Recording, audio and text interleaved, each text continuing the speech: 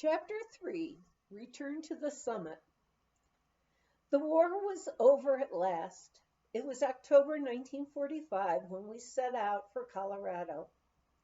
While in Washington, Max had formed, with two other foresters, a logging company known as Farm Foresters, Inc. Logging was top priority during the war. Often during those war years, I'd pull the children in their little wagon down to the banks of the Columbia River. From there, we would watch the huge Russian freighters almost every day loading timbers from the local sawmills. All of this went gratis from the U.S. to the Soviet Union. Sometimes a U.S. ship would be loading pilings used for building bridges. Max liked to think that maybe the pilings he'd logged would be used for our troops, especially the ski troops at the Anzio beachhead in Italy. Max bought a logging truck and bulldozer, which he called the Cat. It was a Caterpillar tractor. He sold his interest in the portable sawmill, which had been used to go from farm to farm. Earl Ganong, a skier friend we'd met at Longview during this time, ran the small portable mill. When we weren't tied up with our two little ones, Edna Ganong and I would join Max and Earl and drive up to the base of Mount St. Helens. From there, we would climb to the ski club cabin and spend the night. Early the next morning, just as the sun would touch the long, white, snowy slopes, we'd climb and climb, and then we would start the long descent back down to the cabin. Looking today at the pictures of Mount St. Helens, of the devastated area and the collapsed mountain, it's hard to believe we ever skied there. We had to ship the bulldozer by freight to Kremling, Colorado. Kremling, I thought to myself. I sure hope we don't have to confront that depressing freight man who gave me such a hard time on my only trip to that town. Of all the things we have, which were mighty few, Max assured me this cat might keep the wolf from our cabin door in Colorado. Little did we dream that this machine would be the first bulldozer which would help build the early trails and clear the lift line at what was to become the Arapahoe Basin ski area the very next summer. The logging truck was loaded with what furniture we had, plus all the canned goods from our wartime victory garden. There were boxes of carrots, turnips, blueberries, apples, cherries, and even salmon. I took the train with the children while Max drove the logging truck. His dad, wanting to see what Colorado looked like, followed with our little Ford convertible. Trailing behind the Ford was the same two-wheel trailer with even more stuff. It took them 12 days across the West. It must have made quite a procession. After my arrival in Boulder, where Bestmore and my sister Martha lived, I awaited Max's phone call from Dylan. It seemed forever. I was so eager to see old Summit County again and all of our good friends up there. Max and his dad drove down to Boulder, and leaving the children with Bestmore, they drove me back up to Dillon. Dimp and Lula had already decided that we couldn't possibly live at our ranch. There was no electricity. But that wasn't the real problem. Dimp and Lula didn't have any electricity either. Well, the nearest connection was in Dillon, 6 miles away. The truth is, the ranch house was just too filthy. Having been uninhabited during the war, it needed a lot of work to make it livable. It's not fit for living, something for lots of mice, pack rats, and squirrels, Lula said. But I think the folks up the road, about a mile from here, want to sell their cabin and go to live with their children in Idaho. Let's go talk to them. We drove past our ranch and up the road to a low-roofed cabin nestled against the slope of a steep, craggy mountain, which we later learned was Porcupine Mountain. The tall dead trees on the ridge made the top of the mountain look like it had sprouted sharp porcupine quills. The old couple in the cabin welcomed us warmly. There were many unpeeled log sheds around the place, plus a big unfinished barn. They showed us the spring nearby where we could get pure, clear water. The neat log privy behind the cabin had a brightly painted green door. The roof of this little cabin slanted almost to the ground in the rear. The door entered directly into the kitchen, and beyond the kitchen were two teeny bedrooms side by side. The log wall was only 2 feet high at the north end of both of the bedrooms. The kitchen had 3 windows, one to the east, one to the south right next to the door, and one to the west. The sun could warm this little room, which would be our living room and dining room also. They showed us a trapdoor in one of the bedrooms with steep steps leading down into a dirt cellar. Here was where they stored all their produce and canned goods, and we would too.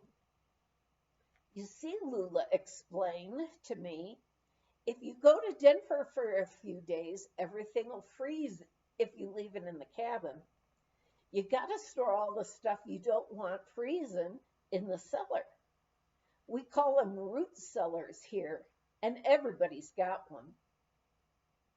Here was a place into which we might move in right away. We drove back to Boulder and fetched Bessmore and the children. Bessmore fell in love with the old cabin nestled among the tall Engelmann spruce and lodgepole pines. She bought the cabin, mining claims and all, and in we moved. Several months later, Max wanted to rip down the poorly built goat sheds. In one shed behind the top sidewall logs and the roof, he discovered some 6-inch cylindrical objects. He figured he'd better ask Dimp what they could be. My God, Max, don't touch 'em, said Dimp. Them's frozen dynamite. Being an old-time miner familiar with dynamite, Dimp managed to carefully dispose of them in the river. Dimp explained to Bessmore and to us about the difference between mining claims and mining patents. This here is a claim, he said, and the cabin sets on a mill site. It's called the Des Moines Mill Site. But the mine is the Alhambra mine. If you look way up above the rock slide along the left side of Porcupine Mountain, you can see the portal. Ain't much of a portal, and I don't rightly know if anyone's worked it, but you'll have to do $100 a year assessment work on the mine and the mill site to keep them. Otherwise, someone will jump your claim. You might try going for a patent. I'll explain all about that sometime later.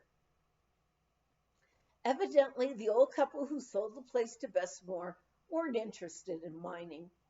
They kept goats in all those low connecting sheds. Dim told us the place was known as the Goat Ranch, or Cold Springs, or just the Alhambra Mine Place. Quite a choice, but we soon were calling it the Alhambra. We had a couple of weeks of golden weather. We would have some income as Max had the job of building a mining road for Dim and his small mining company. The road was to the hunky-dory mine up above the old ghost town of St. John. Rather than stay in the cabin on those beautiful days, I'd pile the children in the car and drive up to Montezuma. What a lovely setting for all the old buildings still in use up there. There were 2 quite large hotels, 3 stories each, but the white paint on them was so old they looked gray. Along both sides of the dirt road, which was the main street, were several false-fronted buildings. One, a pool hall. A little way above town sat a prim, pristine white schoolhouse with steeple and bell. Perched up there, it looked like a stern schoolteacher looking down over the town, and the log cabins scattered among the spruce on the green, grassy hillsides. In every direction we could see the high peaks already dusted with snow. I had never seen so many golden aspens, entire mountainsides so aflame that they seemed to be lighted from within. The thin air was crisp and cold, except when we stood in the warm sunshine. I walked with Rolf and Sonny along narrow mining roads. We rested on a knoll near a fallen down cabin at a huge mining dump. Silence was everywhere. Walking on farther, we came upon a small working mine where the squeak of machinery could be heard. Wood smoke from the cabins in the town would drift up the valley and mingle with the pungent smell of the mineral earth warmed by the sun. I showed the children how to crush juniper berries for another tantalizing odor. When Bessmore was a young girl in Norway, I told them, she used to make juniper ale for Christmas from the berries. One morning we awakened to a dark sky. Snow was whistling by our cabin. Shortly after breakfast, Dimp drove up in his battered red pickup. Coming in and stomping the snow off his boots, he said, "Well, Max, guess mining'll have to wait till spring, so bring your cat down off the mountain." Backing up to warm himself at the open oven door, he stated, "Then we'll start cutting firewood. You haven't got enough wood here. You'll need a sight more to get through the winter. This is a darn good little cook stove you have, but it'll sure eat up the wood." "Just how long does winter last up here in the Montezuma Valley in Dillon?" I asked Dimp. "Well," he looked at me seriously, "if summer comes on a Sunday round here, we have a baseball game." And Max laughed. "Guess we'd better get in more wood then."